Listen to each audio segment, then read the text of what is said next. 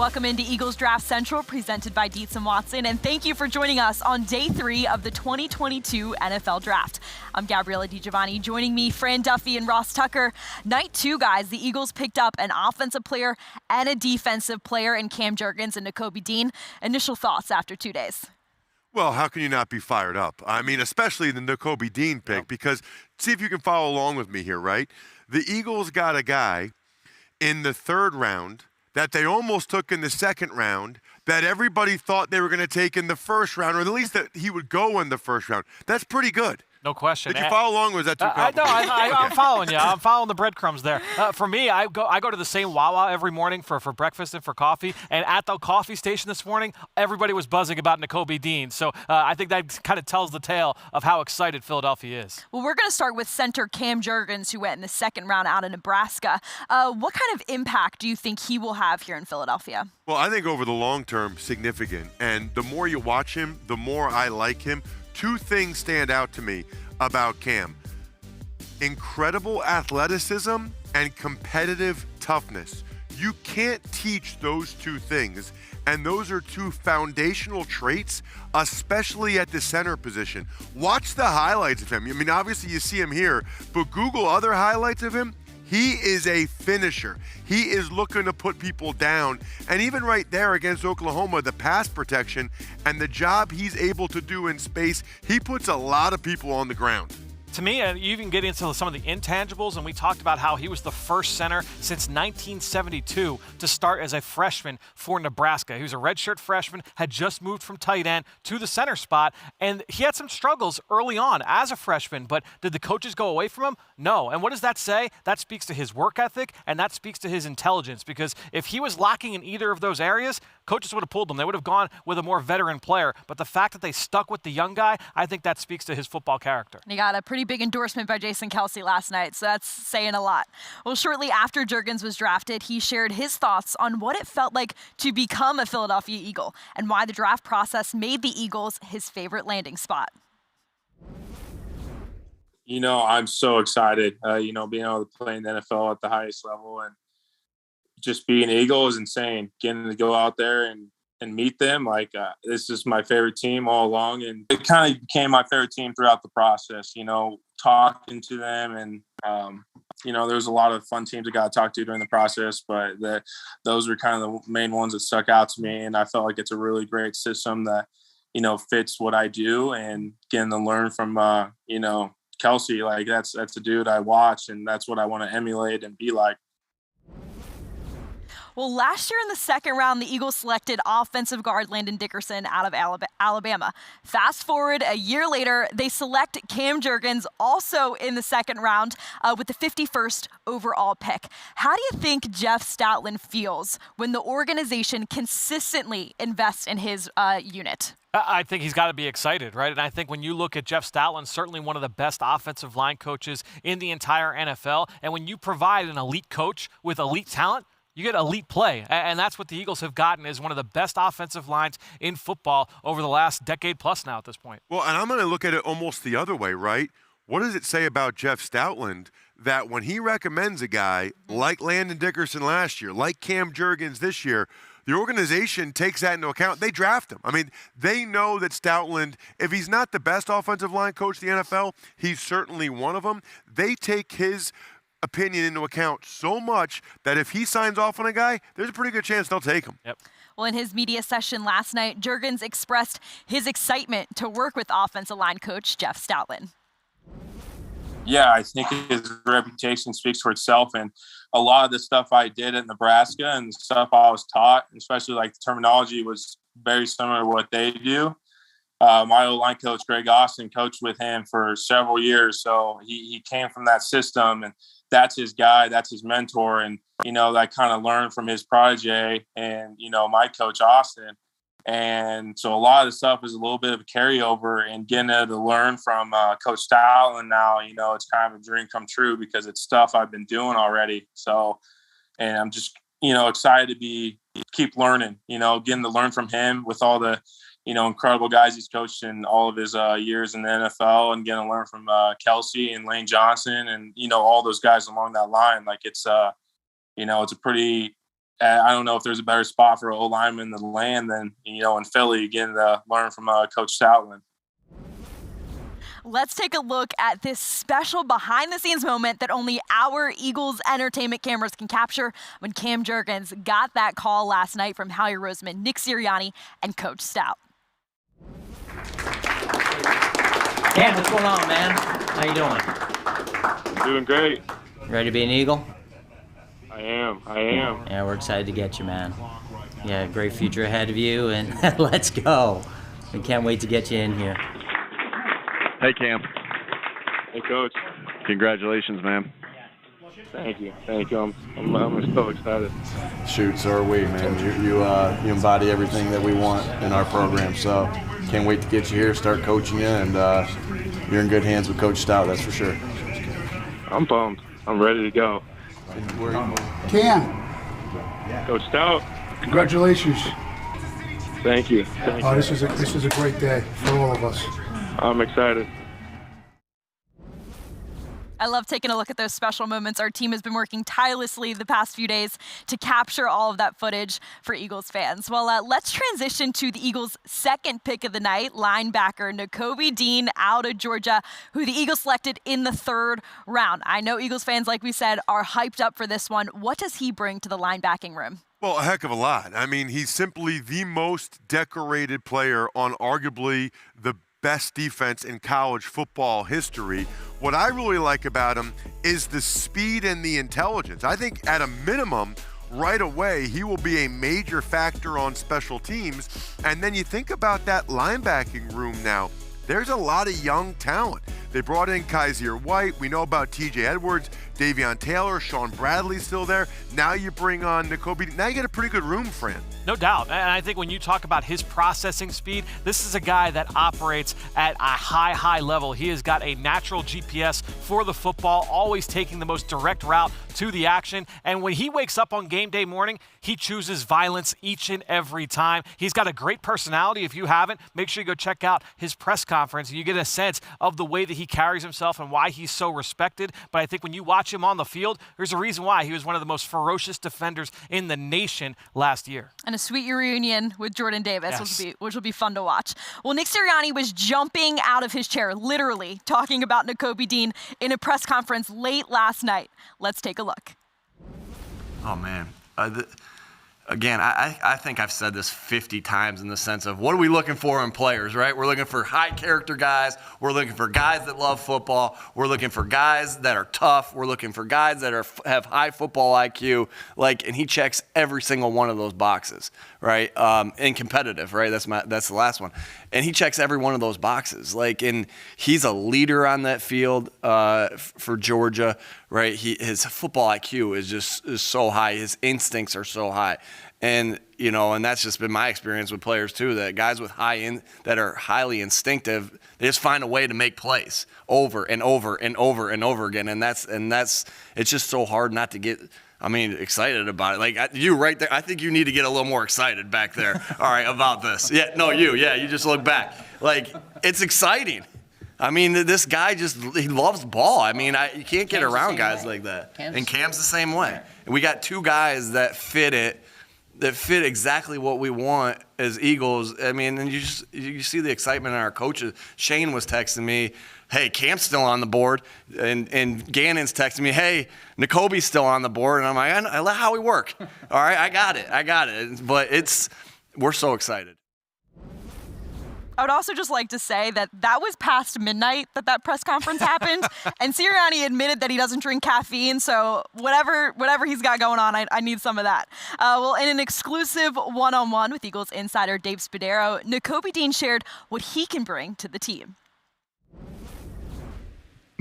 Other than my, athletic ability and everything I do on the field as far as tackling coverage and all things like that, I feel like I'm gonna bring a sense of a winning mentality. Winning mentality and I feel like my mindset is second to none as far as wanting to be successful, and what I got to do is be successful. Like I said this before, but I do anything legal to win. So, I'm ready to get to work and just show the Eagles why I was such a great pick. To hear Dave Spadero's entire one-on-one interview with Nakobe Dean, check out PhiladelphiaEagles.com, the official mobile app, and all social channels. Well, with that, we now welcome in Dave Spadero himself, who joins us from outside the draft room. Dave, I know you had caught up with Howie Roseman. What has he shared with you about how the draft has gone through the first 3 rounds? Yeah, Ella, after Nick kind of woke up the press corps last night, I walked with Howie back to his office, and we talked about the first 2 days of this draft. And the Eagles really targeted and took 2 different approaches. Day 1, swinging for the fences, going big with the 2 trades, and bringing back Jordan Davis, bringing back A.J. Brown, 2, as he called them, foundational pieces for the Philadelphia Eagles. And then on Friday night, resisting the urge to take some offers and move out of rounds 2 and 3 and pick up additional selections. Instead, staying where they were at 51 and 83, staying true to their board, and picking up 2 players that the coaching staff and the scouts absolutely love. Cam Jurgens, as you heard Howie talk about him throughout the night, really feels like he can be an exceptional player in this offense at some point. And offensive linemen at that level are really hard to find. And then, of course, with Nakobe Dean, all the intangibles that he brings, all the on-field production that he has, a first-round talent for sure. Eagles thrilled with 4 blue chip pieces that they brought in here. And I think that's kind of what they set out to do. Maybe not at the positions that some blueprinted for this football team, quote, team needs, but the Eagles instead bring in just really, really good football players, and understanding that those 4 are going to be around here and big parts of things for years to come. Dave, what do you feel like are some of the themes of the Eagles draft so far this year? Yeah, Ross, I think the Eagles wanted to kind of mimic what Nick Sirianni just said there about, intangible players who have great production, who are competitive, who have high football IQ, all of the things that Nick has talked about since day 1 here. And the themes are, let's just get really good football players. Let's not target so much positions. Let's go out and get the best football players that we can. Now, in the case of Jordan Davis, he comes in here. He has a chance to learn from Fletcher Cox, Javon Hargrave, Milton Williams, and contribute in year 1. In the case of A.J. Brown, he comes in here as a bona fide number 1 receiving target to team with Devontae Smith, 1 and 1A, whatever order you want to put them in. In the case of Cam Jurgens, a player who Jeff Stoutland and the coaching staff have absolutely loved since day 1, since they laid their eyes on him, all the critical factors that he brings to the table. Excellent football player who's going to have a chance to learn the offense from the likes of Jason Kelsey and Lane Johnson and all the veterans, and work with Jeff Stoutland and take what he did in college and apply it seamlessly, because what he did in college is a lot what the Eagles do here along the offensive line. And then with Nakobe Dean, probably on the weak side, a player who's extremely productive, comes from a winning program. So all of those things that Nick has talked about in the last year and a half, those are the characteristics that the Eagles identified. Those are the characteristics that those players bring to Philadelphia. Dave, one of the key words we have discussed almost daily here on this show throughout draft weekend, flexibility. Now, the Eagles come into day 3 with just 2 draft choices. Do you foresee the ability to be able to get more draft choices by the end of the night? I think it's always a possibility, Fran, and I think Howie, of course, will get a lot of phone calls. My sense is that the Eagles don't want to deal picks from 2023. Normally, you would deal, for example, a 3rd-round pick in 2023 to get a 4th-round pick in 2022. My sense is that to retain flexibility for next year's draft, Eagles want to hold on to them. Now, there are other ways to acquire draft picks, dealing some veterans. We'll see if conversations like that take place. But it could be that the Eagles just stay put with their 2 picks they've got today and look to make the most of those selections. Well, last night, Andy Weidel and Roseman touched on the post-draft signing period. How important is that going to be as this Eagles roster continues to take shape for 2022? Ella, look at the roster right now. Players on the roster, and there are several, but just off the top of my head here, Anthony Harris and TJ Edwards and Nate Herbig, Jack Stoll, players like Greg Ward, they weren't drafted, and they're key contributors to the Philadelphia Eagles, and they've been in the NFL, in the case of Anthony Harris, among the very best at his position in the league. So you are going to find talent after the draft.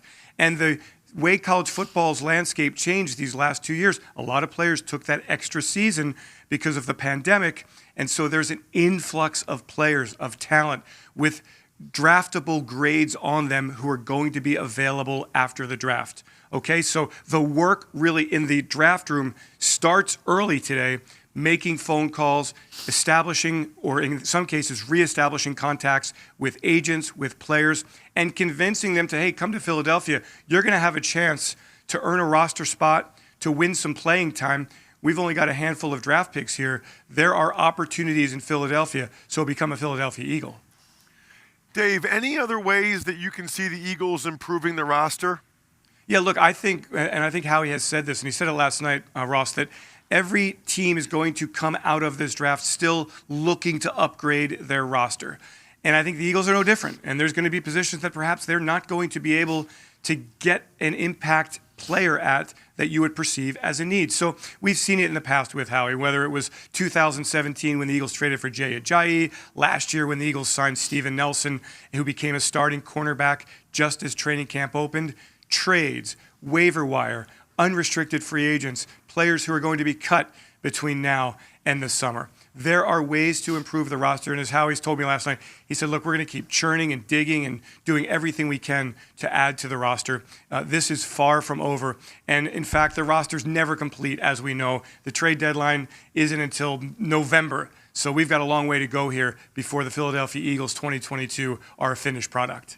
Well, Eagles fans, make sure you're subscribed. You're tuned in to the Eagles Insider Podcast to hear all of the exclusive content Dave's been capturing over the past few days. Thanks, Dave. We'll see you definitely throughout the day. We'll be checking in.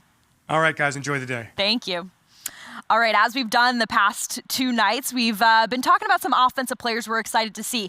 Ross, I'll start with you. Who are you ready for on day 3? Yeah, let's go with the tight end, Charlie Kolar from Iowa State. I feel like this guy's been in Iowa State forever. He and Brock Purdy, I feel like, played every game for Iowa State like the last 7 years. He's got outstanding size at 6'6", 252 pounds, really long arms, which helps him in the middle of the field against zone coverage.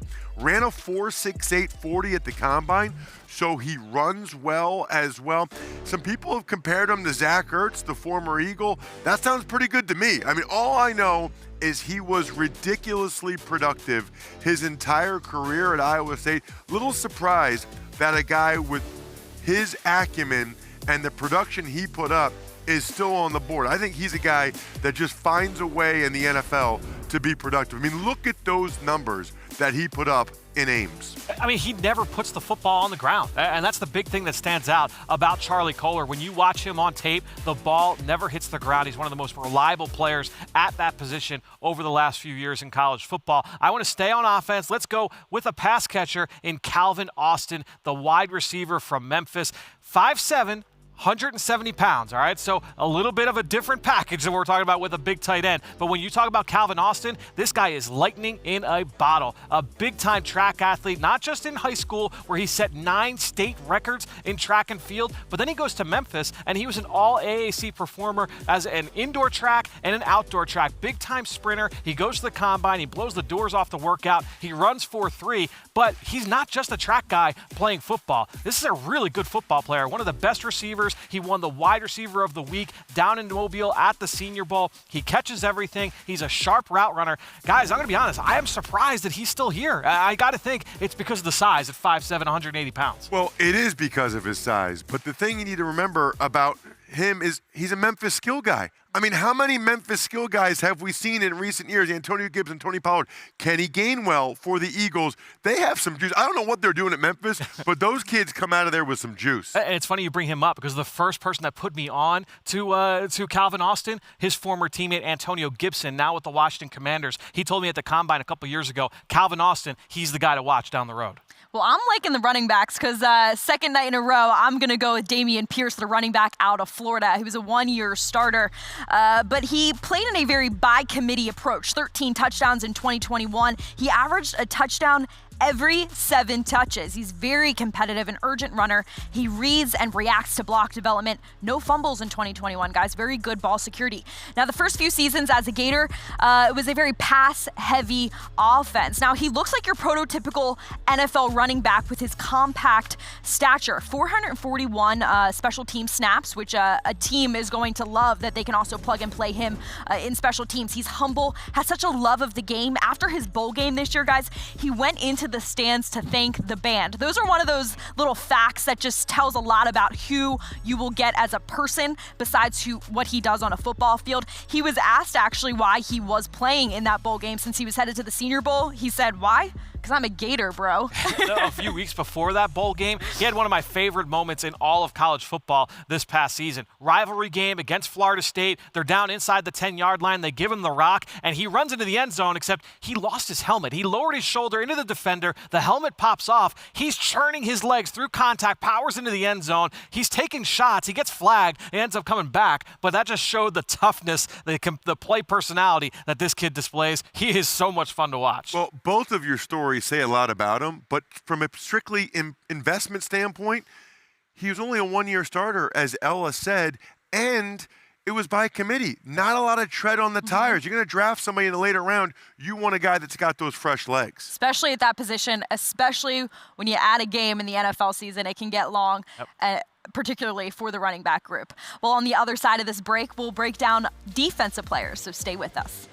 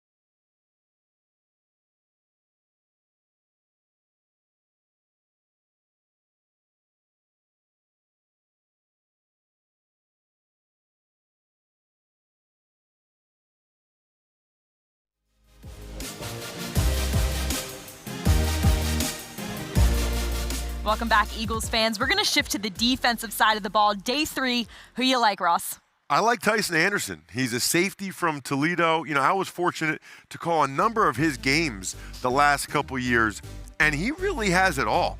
6'2", 210, so he's got great size and length for the position. Toledo used him in a lot of different ways. He's a heck of a tackler in space. He can match up sometimes in the nickel on tight ends. Here you see him in the middle of the field coming up and lowering the boom as a tackler. I think if anything, maybe there was a little bit of inconsistency at times because he's got all the physical skills that you're looking for at that position, and he was very productive, especially racking up the tackles for Toledo. Ross, you a comic book movie guy, like a Marvel movie guy? Not even a little bit. All right, so for our viewers that are, Groot, the big tree with the long arms from Guardians of the Galaxy, that's Tyson Anderson. He's got 33-inch long arms. That's like a defensive end, and he's an outstanding tester. He went to the combine, was outstanding out in Indianapolis. He had a great week down in Mobile at the Senior Bowl. Outstanding special teams player. Ross, he's one of those high floor, high ceiling type players. Tyson Anderson, a really fun one. I want to stay in the secondary and talk about the cornerback position, and I want to focus in on Tariq Castro-Fields from Penn State. And I could go a number of different directions here, but Castro-Fields stands out because he's been a long-time starter for the Nittany Lions. He's got some position versatility to line up inside, outside. He can play zone. He can play man. I love his instincts. I like his tackling. He can play the ball in the air. Some people have questioned the production. He goes down to Mobile, the Senior Bowl. Day 1 has one of the best interceptions that I've seen in Mobile over my time going down there for the Senior Bowl. One-handed interception down the field in a one-on-one pass drill. He does an outstanding job at finishing on the ball in the air. High school and former college teammate of current Eagles corner Zach McPherson. Those guys were together down at Riverdale Baptist in Virginia. Nice size at 6'1", 200, but even more than that, he almost went pro a year ago. He decided to come back for an extra year, and I thought that was a good decision. Yep. He definitely polished his game up and performed better this year, and I think that will be reflected in where he goes today. I'm going to go up front, and that's with defensive lineman Perrion Winfrey from Oklahoma, a 2-year starter, but he started at the junior college level. Then he became the #1 overall JUCO recruit. He's above average height, just an explosive get-off. Approximately 41% of his tackles this year, guys, went for losses. Now, you talk about good performances down at the Senior Bowl. No one performed better than Perrion Winfrey down in Mobile. It improved his draft stock immensely. He earned game MVP honors, but forget the honors. Just day-to-day in practice, he won such a high rate of one-on-ones. He really pushes upfield, works through the whistle. And it kind of got me thinking that if a week down at the Senior Bowl can really unlock these skills. There were some questions if Alex Grinch's defense at Oklahoma really was a good fit for him, but we saw what he can do. So what could an NFL defensive coordinator do for Perrion Winfrey? And not only was he dominant at the Senior Bowl, but also just the way that he carried himself on the field. I will tell you, day 2, it was a monsoon. It was a tropical storm. I was miserable. I love football. I love watching football. I was sitting in those bleachers miserable that day in practice. It's just downpouring, and Perrion Winfrey is getting everybody fired up. And his energy, you could feel that in the stadium. Really, really impressive. He was dominant the entire week down there. This guy is a one-gap penetrator that was not used that way at Oklahoma very often. He got the chance at the Senior Bowl, and he took advantage of it. They don't make a lot of guys that move that well at that size. He's another one I really thought would go day 2. Yep. All right, well, we're going to head to another break. Stick with us.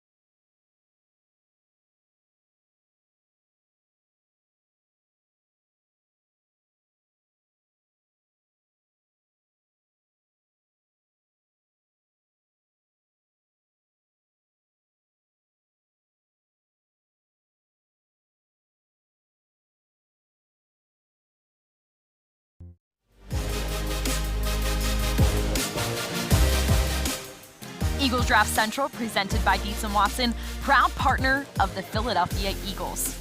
All right, Ross, moment of truth. Duncan Draft memory match game. Any improvements? No, I haven't even tried again, but you absolutely should. Now, look, I'm not good at it. I told you I'm not good at it. You probably are. You can get the Perks membership. You do it. I'm not going to get any better at it. Sorry. Ross's record was about 1.5 minutes. My record's just under a minute. I say the best score I've seen now, 32 seconds. That's from our web developer, Chris Rutledge. However, I will say that with an asterisk, guys, he's the one who came up with the game and developed it. So a little bit of funny business there. But if you beat that record, I want you to take a screen grab and send it to us on social media. I just wanted to stir the pot. I wanted Ross to admit that he's just not getting any better. All right. Journey to the Draft podcast, Fran. You've been working hard day in and day out. What can Eagles fans expect? Well, the episode that dropped early this morning, that was myself, Dane Brugler, Ben Fennell breaking down the Cam Jurgens pick and the Nakobe Dean pick. You can check that out now on that Journey to the Draft podcast feed. But make sure you stay subscribed because we will be back tomorrow breaking down all of the Eagles' Day 3 selections. Throughout the next few weeks, the analysis of this draft is not going to stop. So make sure you go subscribe to the Journey to the Draft podcast wherever podcasts can be found. Well, for one final time, we'd like to give a special shout out to our friends at Linden Italian Market for hooking us up with hoagies and wraps all weekend long. Now, Ross, word on the street is that Fran was looking for some leftovers last night and they were gone. You got anything to say about that? Are you accusing me of something? I didn't say anything. Listen. It's well documented that as soon as they brought it in, I put 2 in my car and to save for later. That's all I needed. So already packing Fran his doggy can blame bag. someone else because they were in my car. He walked in this morning with the bag of sandwiches. I was like, where did those come from? He's like, oh, they're for my drive home. Look, due respect. I'll respect that. Oh, my gosh. Well, it's a long day today, so I'm sure we'll be eating many hoagies. We will be live following each round that the Eagles make a selection today. We'll provide instant analysis on the selection and check in, of course, with Dave Spadaro from the draft room. We'll also carry a press conference from Howie Roseman, Andy Weidel, and Nick Sirianni, as well as we'll hear from the newest Philadelphia Eagles. You can tune in live on PhiladelphiaEagles.com, the official mobile app, and all social channels. Well, that'll do it for us. Thank you so much for tuning in. Eagles fans, enjoy the rest of the day, and as always, go Birds.